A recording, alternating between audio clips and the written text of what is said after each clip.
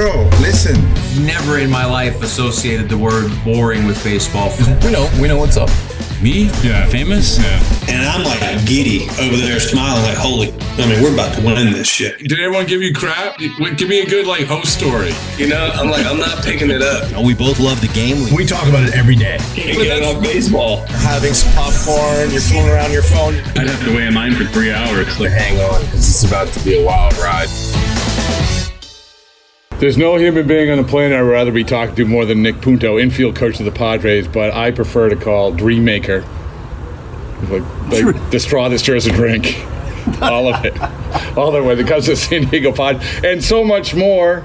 So, thank you for returning. It's always good to come back here, man. This is... I was talking about returning the podcast, not the podcast. Oh, the podcast. Well, that too. Hey, baseball isn't boring. You were like at the birth of our podcast. Yes, sir. You were our playoff correspondent. That was fun. Remember that? That was fun, yeah, because you kind of lit the fuel and the fire for me to get back in the game. So I thank you for that. Also, I'm taking a little credit. Much like I take credit for David Ross being on Dancing with the Stars, I'll take credit for you being back in the Major Leagues. Is that a true story? Sure. Yeah, that's awesome. I guess. That's beautiful. But I do want to, there's a lot I talk to. I love talking to you. I love doing those podcasts with you. We were just talking yesterday about the one that I'll always remember was we had half, coincidentally, the day that the Astros throw the 5-pitcher no-hitter, we had half of the Nick Punto trade. We couldn't get Carl Crawford and we couldn't get Adrian Gonzalez, but you and Josh Beckett were both on it. That's right. And oh my goodness, the stories. The stories. Josh Beckett in itself, he's made for podcasts. He has no idea. He doesn't know it yet. He doesn't know it. He could definitely have a show. But you're excellent podcast. You're excellent in coaching. You're excellent in parenting. And now you're excellent as the infield coach of the Padres. But Nick, I think I want to talk to you about the evolution of baseball players. I know it's a big topic, but I was thinking about it because I think the first time I saw you back here at Fenway Park, you were with your son's travel ball team. That's right. Yeah, we came out here for Cooperstown, which is a big deal. It's like the 12-year-old World Series throughout the entire nation, and it's a really cool, special thing. And I just planned it around coming out here and called some people and got some tickets. Look at you. Called some people, got some tickets. Yes, sir. But you were coaching at that time. When was your last? What was your last at bat? 2014 playoffs. We had the wild card game. I was with the Oakland A's. It's kind of Billy Bean went for it with that team. We ended up getting Johnny Gomes. I remember that. Then Lester. And Lester. It's funny that you said Johnny Gomes before Joe. I know. I was just thinking of my bench guys. Yeah. That's definitely not the order. The order is Lester. It's fair. Gomes. It's fair. Fair. Yeah. But so I forgot that you guys went for it, right? We went for it, man. We had a good squad. It was, it's that one game playoff we lost. Yeah. In 2015 or 14 to the Kansas City Royals. Man, that was. I've said this to you a million times. I'm like, you should have been on that 2013 Red Sox team. And if there was one player I could have said, that's the guy, because you were on 12, but the one guy should have been, it's you. But still, you talk about clubhouse and all of that. That must have been a good clubhouse, right? 2012 clubhouse was fantastic. Well, we just didn't play very good. I was talking about 2014 A's, but but 2012 club. But to your point, it was a lot of. I love a lot of the same guys that won the World Series. Exactly. You added a couple personalities in 13, but for the most part, the nuts and bolts were all in the clubhouse in 2012. Yeah. We just didn't perform. Yeah. Well, anyway, so what I was going to say is that your last at bat was 14, and then after that, when you did you know right then that was it, or did you try to keep going? Or no, it was just my body was done, man. My elbow was kind of shot. I wasn't the same defender anymore, so bat speed was starting to fall off. It would not measure well. The writing's on the wall. There's a reason you don't get to play this game until you're 45 years old. It's like father time gets you. It's whether it gets you at 33 or 40. Somewhere in there, it's going to get you. So when it gets to, what's your thought process? I'm going to get to the coaching and the players and everything else, but what do you have? You had kids. You knew probably that you wanted to play baseball, probably already playing baseball then. I mean, I remember when your son was running around and such a good kid. And but did you know, when you finished, do you know, okay, I want to coach? No, I absolutely finished, and I didn't even watch baseball in the playoffs that year. Like, I was finished, like mentally finished, done. Next chapter, start coaching Little League and really pour my time into my wife and kids. You know, all that time lost, you know, her being a single mother all those years, we're just not around. You know, baseball players are not around. Like, if you're doing it right, you're at the clubhouse way too early and you're there way too late. So that's just how I took my career, and I wasn't very present. So when it was over, I was absolutely excited and thrilled that I poured everything I had to into the game. I never had any, you know, doubts or questions that I should keep trying. So that's good though, man. Good. That's good that you can just okay, I know. Yeah. You know, but then when do you know I want to coach? Even like, so that I wouldn't. The first thing you coach with travel ball, or so Little League All Stars, like 9U, I think, it was 8U, whatever it was, and then that leads into Little League All Stars, and then from Little League All Stars you go to that Cooperstown thing at 12U. Yep. And then the travel ball scene starts, like, you know, 12, 13, 14. Okay, so you go through travel ball, you coach high school, right? Yes, so I got my kid to high school, and that's when I said, you know what, I really trust these high school coaches. They're unbelievable.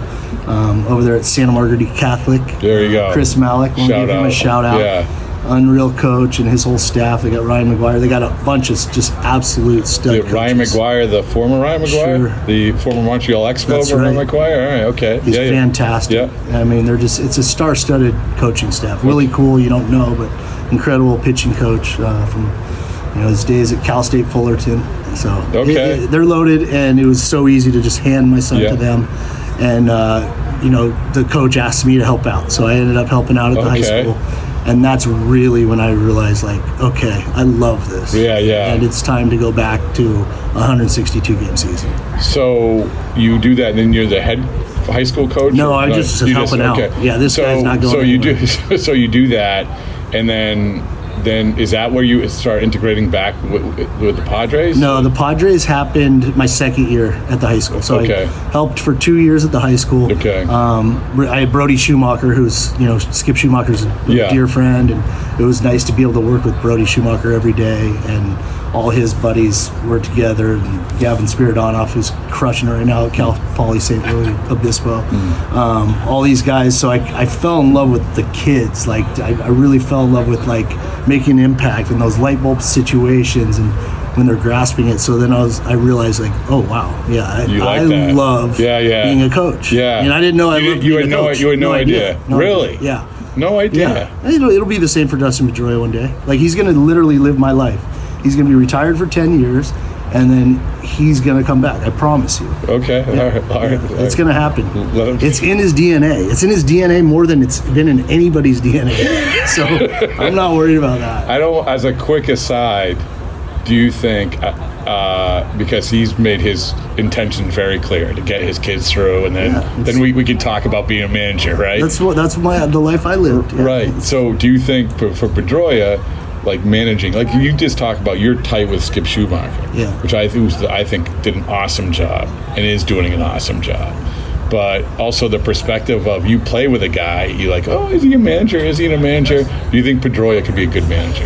I think Dustin Pedroia will be good at whatever he wants to be good at. Yeah, like, that's just who he is. He's not going to fail at anything. Nope. You know, how are you doing this? Like, because that's him. No, I know, but I have to tear him down because because before I build him up. I'm joking. You know what I mean. Yeah. But this is what I think. Like, you know how it was. There's so many, like, we walk in that clubhouse, and this is, I'm just busting balls, right, with him. But that's what we did, right? But I think at the heart of it, we all knew, like, I said this when I voted for him for the Hall of Fame. I'm like, I'm voting for you the Hall of Fame because you represent, and this made him feel good, is that you represent what I want a player to be, like a Hall of Fame player to be. That's right. That's it. He does, and that's why we all his ex-teammates, that's how we all feel about it. You ask a Jake Peavy, it's like, you ask any of his ex-teammates, and it's like literally what you fell in love with, we all did. Enough about Pedroia. All right, fine. Yeah. So what I was saying, the compliment that everybody, as much as we talk about Dustin Pedroia, he's going to be good at whatever he does. I'm saying Nick Punto is going to be good at whatever you do. I knew that from watching you, observing you, following you, and now the evolution of you has led you to here. But as I said, I'm interested because you did the travel ball, you did the high school, you're watching these guys, you know what it's like, what major leagues were like in, as late as at 14. Things have changed, man. Like, things have changed, and there is nobody who can give a better perspective, I think, than you. So how has it changed for players? I know it's a lot. Yeah, like we could go on for hours on how it's changed, but the thing that I'm still in love with is between the lines, you need 27 outs, and you still need to be fundamentally sound to be a great baseball team, to be a playoff-type baseball team. You still have to do all the little things that it took in my era or anybody's era. So as far as like behind the scenes, the game has changed tremendously. The amount of intelligence in the front office to the amount of information that we give the players, it's exponentially different. But at the end of the day, you still have to go out there, compete your ass off, get 27 outs, make all the plays, catch the ball, make the right decisions. You have to play this game fundamentally sound to be a team that gets to play into October. When you were immersed back into a major league clubhouse, it's probably exactly 10 years from when you left, right? Yeah, well, yeah. Yeah, so what was the thing that struck you? And maybe it was like the wave of analytics, maybe it was how coaches relate to players, maybe it was how players, we've talked about this, and a lot of times if you walk in a clubhouse now, it used to be shouting across, and now it's guys looking at their phones. I don't know, like what was the thing or some of the things that struck you? Yes, I think Derek Jeter said it the year, I think we retired the same year, 2014, I believe, or he might have been 15, I'm not sure, but I remember him saying, I'm getting out at the right time. And I think what he meant was just like technology got into the clubhouse and guys became a little bit more selfish, kind of worried about their Twitter followers or their X followers or their Instagram. And Jeter grew up in a tight-knit group where we were just talking baseball. I had both eras. I got to experience the Instagram era and also before cell phone era. And I think the technology kind of hurt us in that way, like just being a group that sits around, talks baseball. If there's something going on, you kind of get right to the point, and you're able to do that over a couple beers in the clubhouse. That has completely changed. Yeah. So just the camaraderie, not that these guys aren't tight. We have a very tight group up there. They are pull from the same side of the rope, and they do all the right things. Like they hang out, they go to dinners, and they have a really good relationship. All those players up there, they're connected.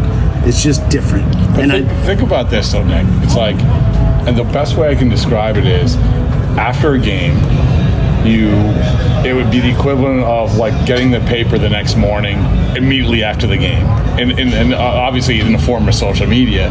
But that's what they're like. When you're a kid, or even when you're playing as a young player, you had to wait. Well, you're just like, I wonder what's going to be written about me tomorrow. And then the minute that game's over, you're saying, I know, that's old man yelling at clouds. Yeah. No, there's probably a lot to be said about that. Yeah. Like if the information would have been instant for us, we may have not been able to be present and be able to hang out with each other in the clubhouse and have a good time on the bus rides and like if it's literally right, the information's right in front of you. I'm not saying we wouldn't have looked at it too. Yeah. It's just the generation. It's not who they are. It's not their character. There's a bunch of great human beings out here playing baseball in the major leagues. It's just a different generation. The information is immediate, and our attention spans are shorter today because of it. Well, okay, that leads me to like the kids, the younger kids that you were coaching. What was the challenges in that? Because like you said, it's not attention spans. It's not just adults. It's kids. And I don't, from your perspective, what is the thing that, I don't want to say worries you, but that you didn't realize that you probably had to fight through when you're trying to teach these kids how to play baseball? Yeah, less is more. Yeah. Because of that. Simple and sticky is way more important than long-winded. So just get right to the point. Whether you're teaching a fundamental or, first and third offense, it's like you got to get right to it or you'll lose their interest. It's just who we are. Really? Did you notice that right away? I mean, you have obviously had a kid, or have kids. Yeah. So you kind of know it, but then you have a bunch of kids. Like, man, why are you guys listening? Yeah, absolutely. Yeah, I mean, I recognize it right away.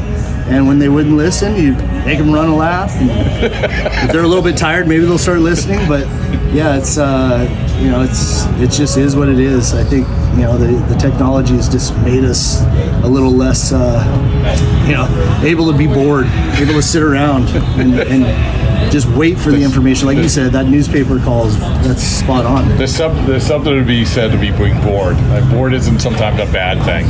But I want to spin it to the positives. Being here with a major league team, what is the cool thing about watching and coaching these guys now? It's the same thing that was cool for me in high school.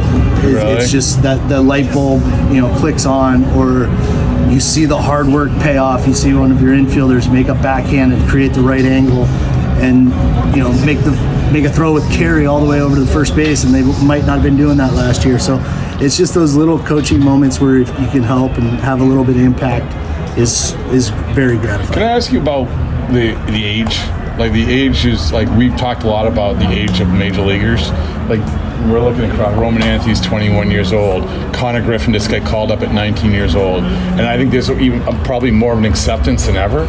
It is what it is, man. Like, but I mean, when you were playing, when you first came up, 19 and 21-year-old kids, if that did happen, it was like, wait a second. Yeah. I mean, in fairness, 19 and 21-year-old kids in my era weren't strong enough or physical enough to play really in the major leagues. Really? Yeah, I mean, you look at Konnor Griffin, 6'4", 225. I mean, that plays. And the training these guys get, the strength training, the strength coaches, the drive line, those things all have a real good purpose. I mean, they're creating some unbelievable baseball players. Yes, they're created in the lab, and they're probably not as savvy baseball players as my generation because we weren't in a lab. We were outside playing baseball, playing wiffle ball all day long, playing stickball, whatever it was. We were baseball players first, and then we kind of weightlifted on the side or went in the cages and hit. But these guys are truly, the one reference I give is my generation was Rocky Balboa and Rocky IV, where he's training, he's outside, and he's got the sledgehammer. And this generation is Ivan Drago, inside, indoors, all these numbers and machines, and they just have it. It's just a way different generation. As good as my newspaper analogy, that was even a better one. Thank you. The last thing is, do you having seen it now, again, your friend Skip manage, you've been around it, do you want to manage? Is this the ultimate goal, you think? You know what? I'm just super present right here, trying to learn. I'm brand new, baby, just training wheels coach right now. So you go from high school baseball to coaching in the big leagues. There's a lot to learn, and I'm enjoying the whole process. There's better per diem here than high school baseball. Better per diem, yeah. The per better diem's hotels. Good. Hotels are a lot nicer. Yeah. I mean, when you would go the Cooperstown trip, that the rooftop inn, the roofing elite status. Yes. No, that's real. Yeah, that's real. Yeah. Yeah, Ritz-Carltons and Four Seasons. Yeah. Unbelievable food. Yeah, the big leagues are definitely where it's at. Well, you deserve it. All right, man. Thanks, buddy.